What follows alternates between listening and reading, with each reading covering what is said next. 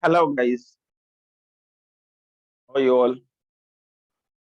I hope all of you are doing good, and you must have completed your own dashboard in Excel now with some good data amount and everything. I hope you must have gone through all of our videos and learned Power Query, data cleaning in Excel, Power Query in Excel, and everything.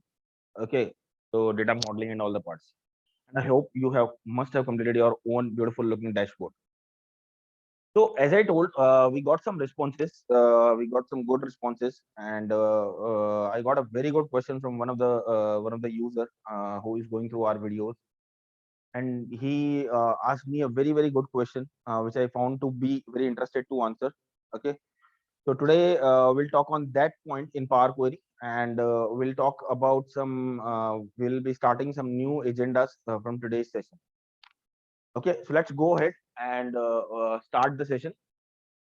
So what question he asked me? You can have a look on this sample data, which I have a small, very simple, small data set here. So in this data, you can see here we have a small, very simple and small data set with some invoice numbers, name of invoice, any name, a particular name has been given, and amount of some invoice. That's great. But what the question is? The question is he asked me that okay, we have some case sensitive data into invoice number. For example, you can see here we have C1 in capital case, small c1, capital C2, small c2. So we have some case sensitive data. Problem is which he is finding, and a lot of people found it, that okay, how to handle this duplication problem when we have such kind of a data, to handle this uppercase small case problem. Okay, in Power Query, they need to we have already learned how to remove duplicates in Power Queries. I hope you remember it. We will revise it today, and we'll see how to handle such kind of a problem when we have this kind of a data in Power Query. Then how to handle these duplicate problems. So let's go ahead and convert. First of all, let's go into Power Query.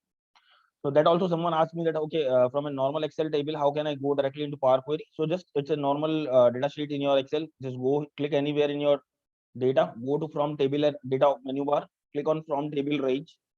Will ask you to select whole the range. Yes. As soon as I hit OK, it will open up the Power Query editor. Great. So now we are into Power Query editor, and we need to handle. We need to remove the invoice numbers from this table. We need to handle the duplicate problem in this invoice number from this table. So how to do that? For that, what I'll do is there is a function called as let me first show you what is the problem. If you remember, I told you how to remove the duplicates here. So if I maybe I can right click on this column name and I can click on remove duplicates, or I can go into the home menu bar, the remove rows option. On this drop down arrow, I can click on remove duplicates. Let's do it from here. So if I click on remove duplicates, it will add a step here, remove duplicate, but nothing will change here because these two, it is taking these two as a separate value. Power Query editor will not be able to understand that these two are duplicates. These two are duplicates. So how to resolve it then? First of all, let's remove this step because it is not solving our problem. Then how to solve this problem? Go to your add column option. Go to the add column option. Click on column from examples. Column from example.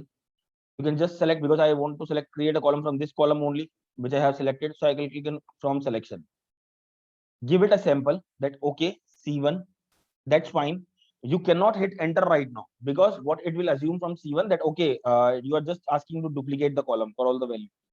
We don't want that. So we need to go to the second row as well. Go to the second row as well. Inside the second row, you also hit in capital case C1 and then hit enter. Then just hit enter. As soon as you do it, Power Query is so smart that it will apply a function of text.upper function, a text.upper function on this invoice number column, and convert all the values into uppercase. We got it. So hit OK. It will add a new custom column for you here. Now you can right click on this column, or maybe go ahead once again to the same option, home menu bar, use remove rows. So go there and click on remove duplicates. So now if I do it, it will remove the duplicates, unwanted values. I don't want this invoice number, or I don't want this uppercase anymore right now. So I can use it, or I can remove this column, whatever you want. So I want to say I will remove this column. I'll add this. I'll rename this column as invoice number into uppercase. It's absolutely fine. I want to shift this column here back to my first position. Great, I got it, and my problem resolved. I can close and load the data back to my sheet. As soon as I do that, it will give me a proper invoice detail. So whatever column on which you want to apply, where you have case sensitiveness in your data, make sure that you are using it. The function name is text.upper, but you don't need to be too much worried about the M code. Just use column from example. Okay, great. We have resolved your problem. I hope you are watching my video.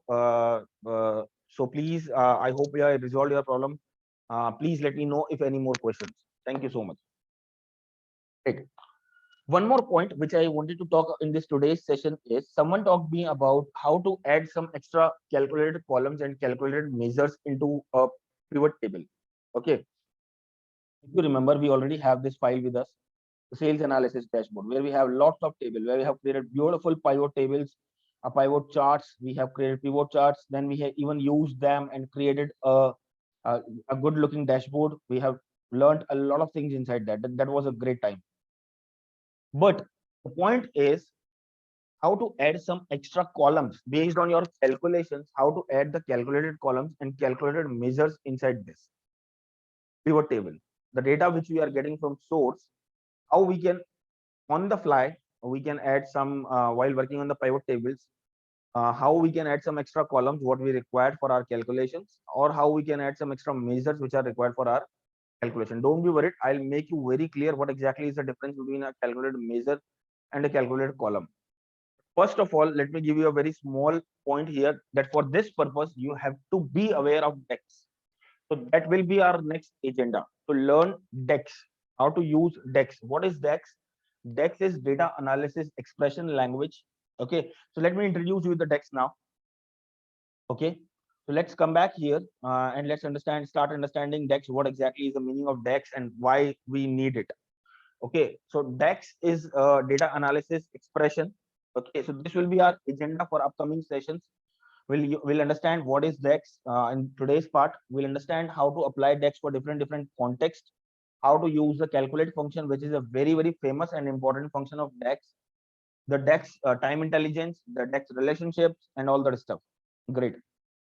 I promise you the upcoming sessions will be very promising and very helpful for data analytics using DEX. So be ready for that. So let's talk about introduction to DEX. What is a DEX exactly? The DEX is a data analysis expression. It's a programming language which is used in Power Pivot, in Excel Power Pivot. We can use it in Power BI. We can use it in SSAS. Don't worry if you don't know these terms. These are too much technical. I don't want to go too much technical here because it's totally related to Excel. So just keep in the mind that for creating these new columns and the new measures on the fly, we need to use DEX in Power Pivot. That's what I will make you understand in this in these sessions of DEX, in the coming session of DEX, how to use the DEX functions, variables inside DEX, and all that stuff. One small point which I want to tell you for the DEX. DEX is simple. DEX, we can say it's not too complex, but it's not too easy as well.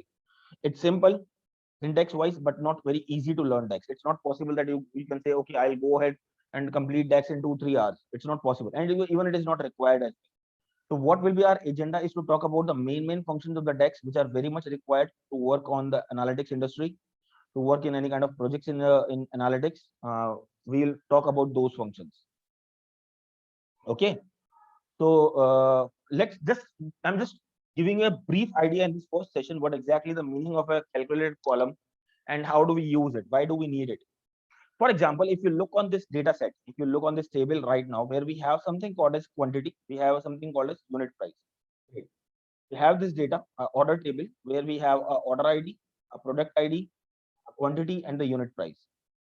But what we don't have the total price column. We don't have a column named as total sales or total price. Okay, I want to create a new column inside this table, which will multiply the values between unit price and quantity. Like for example, $14 will be multiplied by 12. So it will give me total price, total sales column value here. Similarly, for next row, $9.8 will be multiplied by 10. So it will give me something 9.80 into the next column value, next row value. Continuously, it will give for each and every row. For that, we need to have create a calculated column. So we'll write a DEX expression. For example, this is a small demo of writing a DEX expression. I'll create a new column with the name of total price. Don't worry, I'll tell you in the coming parts how to write this in Excel. Okay, using Power Pivot. So we'll write these expressions of total price is equal to the quantity column multiplied by the unit price. Okay. As soon as I hit enter, it will create a new column for me. It will add it into my field list into the pivot table, and then I can use them into my pivot table, into my pivot chart, wherever I am calculating, wherever I am forwarding with my data set for my analysis. So it will look like something like this. As soon as I add it into my visual, it will into a table visual, it will look something like this for me. The total price will be added for each and every row. Okay. A lot of people get confused when they start learning on the text. We come to this measures point as well. We next come to the measures point. What exactly are the measures, and what is the difference between a calculated measure and a calculated column? What is the measure and what is the column? See, measures, as the name suggests, these are some calculations. These are also some calculations which we do on the numerical columns. Okay. So the measures and the difference between a calculated column and a calculated measure is something like that. As you have seen, if we create a calculated column, which we have done here for total price, it will start loading the data row by row for each and every record. For each and every record in your table, it will start loading the data row by row. It will load them into the data set. It will load the data row by row into your data set. On the other hand, calculated measures, they are calculated on the fly. For example, I want to say that I'm okay with the total price. I want to say that, okay, I want to see total price by year 2002. I want to see the total price with the context of year 2005.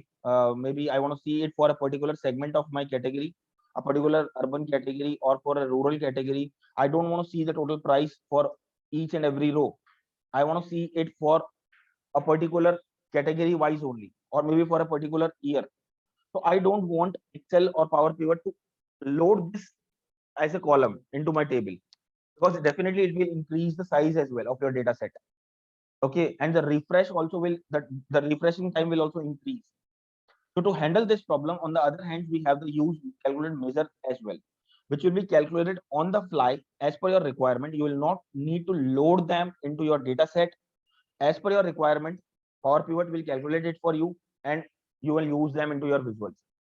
Great. So I promise you, we'll be discussing all these points here in this next part of our coming sessions. So make sure that you go through this video. First of all, understand what is DEX, and let me show you where we will implement it. So you be ready with that. So if I go back to my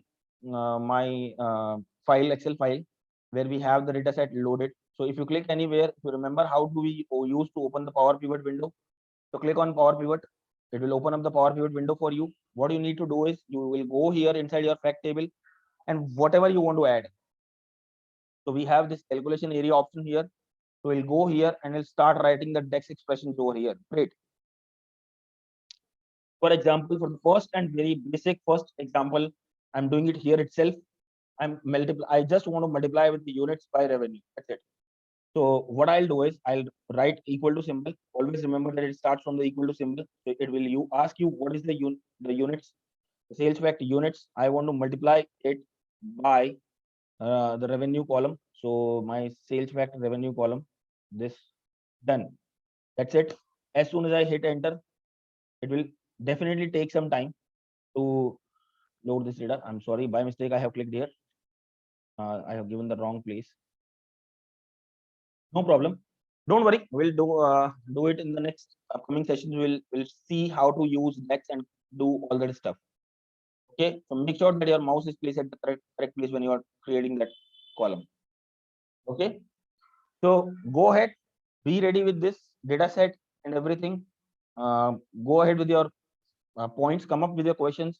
And please post your questions on the comment box of each and every video. Wherever you feel any of the questions, please post your questions in the comment box so that we can come up with your answers and we can reply back to your answers. And I'll thank you so much for all of your support. And I'll still request, for a lot of people have not subscribed to our channel, I'll request all of you to please go ahead and subscribe. Be sure, our motto is to be using Excel for a very good data analytics perspective. Thanks a lot. Bye bye. Take care.